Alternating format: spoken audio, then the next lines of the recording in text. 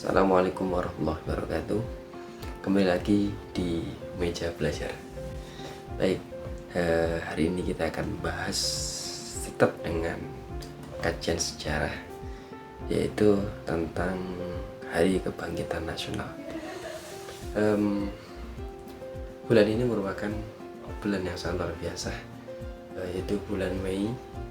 Ada sebuah hari yang kemudian menjadi salah satu yang menjadi tonggak awal berdirinya sebuah organisasi yang melatar belakangi, yang melandasi yang disebut sebagai Hari Kebangkitan Nasional itu ada. Baik, langsung kita mulai. Hari Kebangkitan Nasional itu merupakan salah satu hari di mana para pejuang-pejuang Indonesia, khususnya dalam akademisi, para pelajar itu mulai untuk menggagas yang namanya kemerdekaan. Itu dimulai pada abad ke-20 awal, itu sekitar tahun 1900-an sampai menuju era kemerdekaan Indonesia. Nah, itu sebenarnya sudah digagas sebelum abad ke-20 itu. Nah, mungkin ya, perjuangan daripada gerakan-gerakan sebelum itu ialah hanya sebatas kesukuan, hanya sebatas sebuah kerajaan, hanya sebatas sebuah kebangsaan. Ya, sehingga nuansa perjuangan yang disebut sebagai bangsa yang besar itu belum dapat terlihat. Maka di abad ke-20 itulah disebut perjuangan diplomatik. Ya, jadi para pelajar-pelajar masuk di dalam sebuah ruangan mendiskusikan tentang arti pentingnya kemerdekaan tanpa harus bercucuran darah. Namun apakah kemudian masih ada perang fisik? Masih ada, ya, masih ada. Seperti nanti kita lihat ada agresi militer pertama dan agresi militer kedua. Itu juga masih bagian dari abad ke-20 yang masih memperjuangkan gerakan-gerakan fisik. Nah, jadi Hari Kebangkitan Nasional ini bertandaskan pada sebuah organisasi yang dikenal dengan nama Budi Utomo, yaitu sebuah organisasi nasional yang didirikan oleh para pelajar-pelajar Hindia atau Indonesia waktu itu yang sekolah di Sekolah Kedokteran Jawa atau Stovia di Batavia. Organisasi itu berdiri pada tanggal 20 Mei 1908 dan organisasi itu menginisiasi bagian daripada proses untuk menuju daripada kemerdekaan bangsa, ya kan, kemerdekaan bangsa Indonesia. Bermula dari seorang pelajar-pelajar yang bagian daripada akar untuk bentuk kemerdekaan, yaitu dimulai dari surat kabar. Ya, surat kabar yang kemudian memberikan inspirasi bagi mereka untuk menunjukkan bangsa kita itu bisa untuk merdeka tanpa harus adanya koloni, ya gitu. Nah, dari setelah kemudian pelan-pelan Sutomo dan kawan-kawan, Cipto Mangunkusumo dan lain-lain untuk menggagas sebuah organisasi, yaitu namanya Budi Utomo. Di organisasi itulah kemudian yang melatar belakangi Hari Kebangkitan Nasional. Dari Budi Utomo sendiri itu kemudian lahir beberapa organisasi-organisasi yang juga turut serta dalam memperjuangkan Hari Kebangkitan kemerdekaan itu, melalui beberapa gerakan-gerakan, melalui beberapa pertemuan-pertemuan, ya. Dan Budi Utomo sendiri itu sebenarnya organisasi yang digagas tidak hanya kalangan-kalangan elit, ya. Artinya awal mulanya organisasi itu sebuah himpunan untuk para pelajar-pelajar Jawa yang waktu itu sekolah di Stovia, ya, dan memperjuangkan tentang kemerdekaan. Namun lambat laun dan pelan-pelan Budi Utomo ini cenderung kok ke arah gerakan politis dan dikuasai oleh orang-orang elit. Nah, pelan-pelan Budi Utomo itu seperti itu, sehingga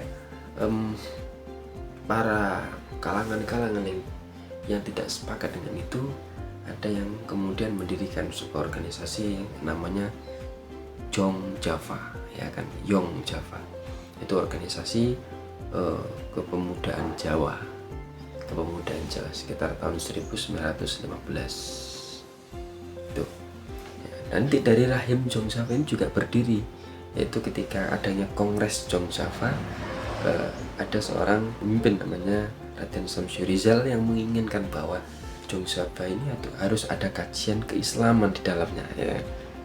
Sehingga seperti Syekh Mansur Kadi, Agus Salim, kemudian juga Ahmad Dahlan ingin membagikan sebuah pengetahuan dan pengalaman tentang keagamaan dan modernisasi dalam Yong Java.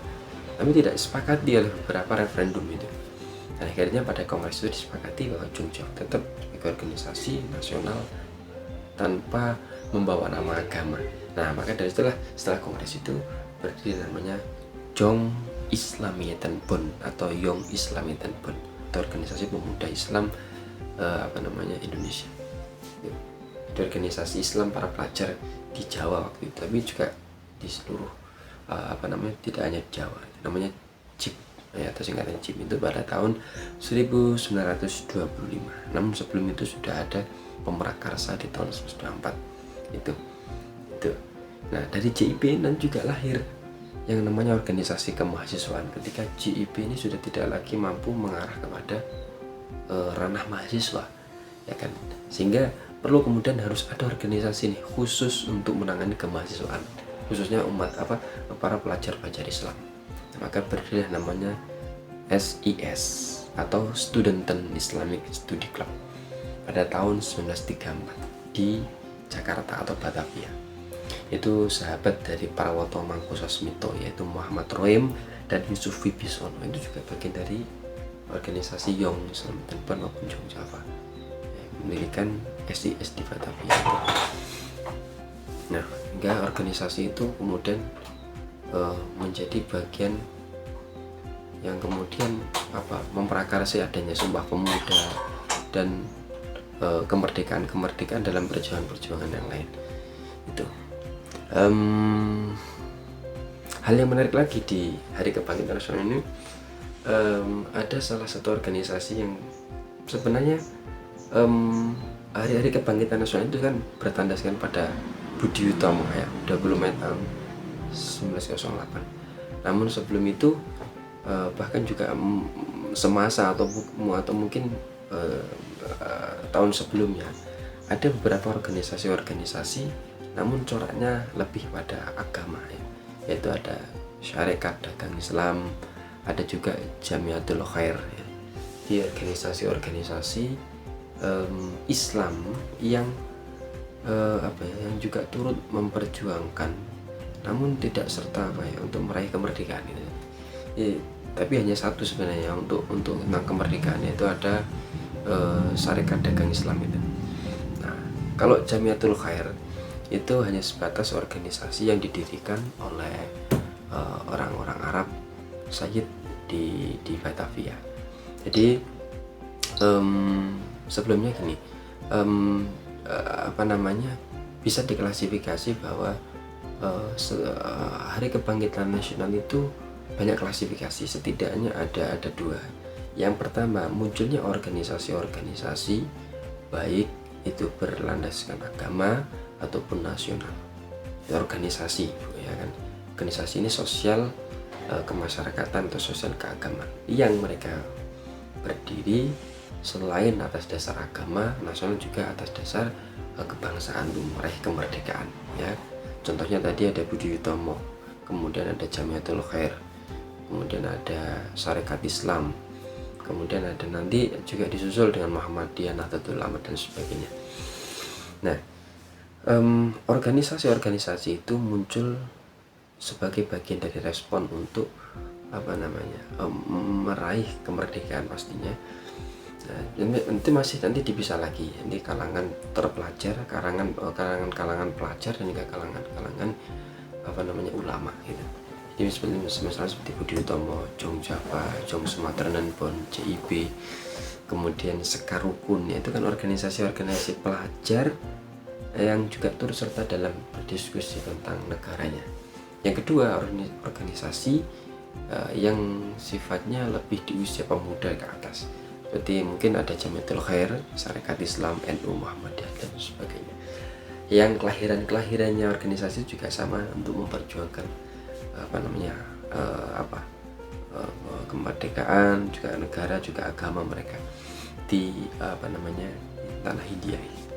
Itu ya, memang pernah terjadi sebuah pro kontra waktu itu ketika menyepakati Hari Kebangkitan Nasional, apakah 20 Mei 1908 ataukah 16 Oktober 1905. Nah, 16 Oktober 1905 itu ditandaskan melalui sebuah peristiwa berdirinya organisasi namanya Sarekat Dagang Islam. Nah, sebenarnya itu hanya begini, sebenarnya keputusan-keputusan itu bagian dari analisis sejarah pasca atau mungkin selang di pertengahan perjalanan sejarah itu Sarekat Islam itu berdiri. Ya, ada seorang tokoh sejarah namanya Tamarjaya yang menyepakati bahwa Hari Kebangkitan Nasional itu berlandaskan kepada berdirinya Sarekat Dagang Islam yang waktu itu sebagai organisasi berdasarkan agama Islam, ya kan, dalam hal ekonomi dagang, namun juga mereka memperjuangkan hak-hak kemanusiaan. Nah, khususnya waktu itu di masyarakat Surakarta, di Laweyan gitu. Jadi pernah terjadi pro kontra itu. Jadi kalau membahas tentang Hari Kebangkitan Nasional juga sebenarnya tidak lepas jadi peran Sarekat Dagang Islam itu sendiri.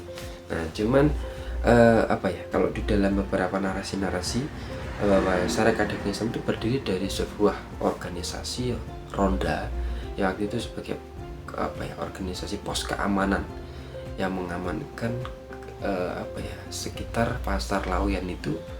Ya, waktu itu pernah terjadi bentrok antara, ya katakanlah, orang-orang Jawa sekitar dengan orang Cina. Itu bergabung dengan sebuah pabrik namanya Kongsing, ya kan. Nah, itu pernah terjadi konflik sehingga yang melerai itu ialah kelompok tersebut namanya Raksor Mekso, ya. Organisasi pos ronda itu namanya Raksor Mekso, dipimpin oleh Haji Samanhudi, ya, Haji Samanhudi. Nah, organisasi itu awalnya kalau di dalam beberapa catatan yang mungkin banyak versi, ya, menyebutkan bahwa gini versinya. Raksor Mekso merupakan organisasi lokal yang tidak memiliki badan hukum, ya, hanya sebatas kelompok ronda itu.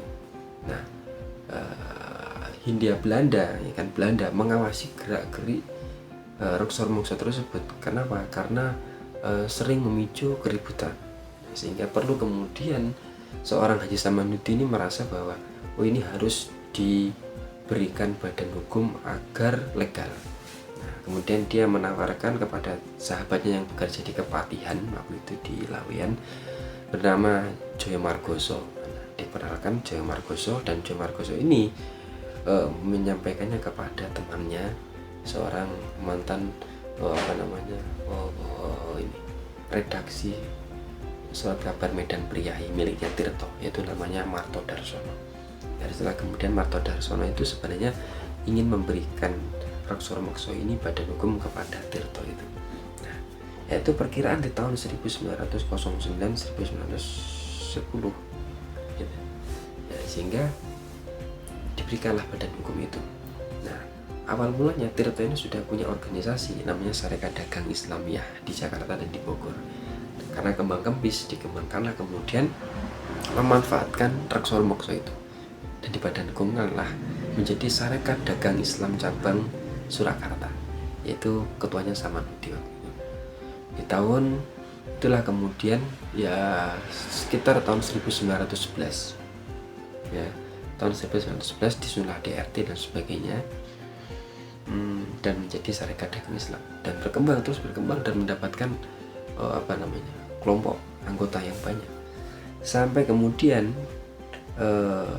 seorang Samanhudi merasa bahwa ini organisasi yang cikal bakalnya dari saya dan besar. Nah, dia ingin melepaskan diri dari cabangnya Tirto tadi itu, sehingga ingin berdiri sendiri, dan terjadilah pecah kongsi dengan Tirto itu. Dan dia memanggil seorang yang cerdas namanya Cokro Aminoto dari Gang Peneleh Surabaya itu, dan didatangkanlah ke Surakarta. Nah, mendiskusikan tentang hal itu, dan dia bersepakat mengubah nama Sarekat Dagang Islam menjadi Sarekat Islam. Dagangnya dibuang, yang konotasi dagang terlalu fokus satu masalah dagang atau ekonomi dan menghilangkan dari jejak Tirto tadi. Nah, sehingga fokus SI waktu itu semakin meluas tentang ekonomi, sosial, bahkan politik ya gitu. Nah, awal mula kemudian disepakati tahun 1912 menjadi awal nama SI dipakai sampai tahun 1913, sampai nanti di Kongres yang kedua di Yogyakarta tahun 1914 secara resmi Hos Cokraminoto itu menjadi ketua umum, sampai beralih menjadi nama PSI, dan itu nanti ada pecah kongsi juga, yaitu ada SI merah, SI putih gitu. Nah, itu ada dua versi. Maka menurut saya mungkin sangat benar ya kan, mungkin sangat benar bahwa kenapa bangsa Indonesia menggunakan analisis nasional, mengambil Budi Utomo sebagai kasus peristiwa sejarah yang kemudian dinobatkan menjadi Hari Kebangkitan Nasional. Kenapa? Karena kalau kita terlalu agamis ya,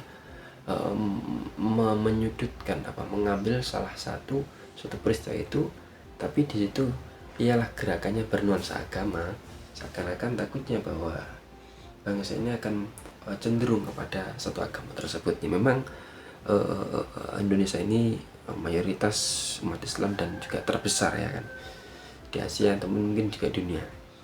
Nah, sehingga pengambilan keputusan dengan menetapkan Hari Kebangkitan Nasional kepada organisasi Budi Utomo mungkin juga lebih tepat.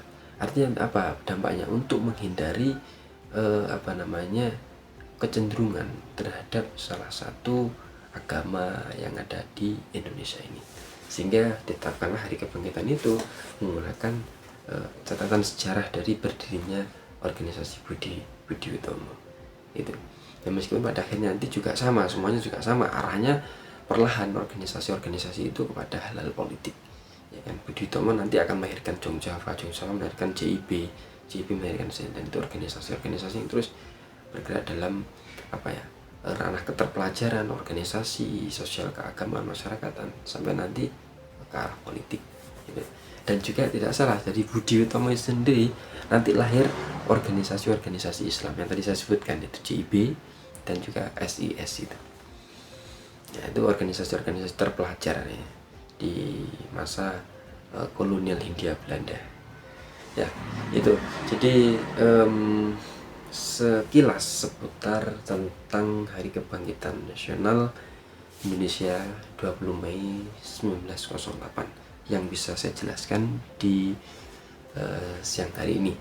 Baik, sampai jumpa di meja belajar selanjutnya. Terima kasih. Assalamualaikum warahmatullahi wabarakatuh.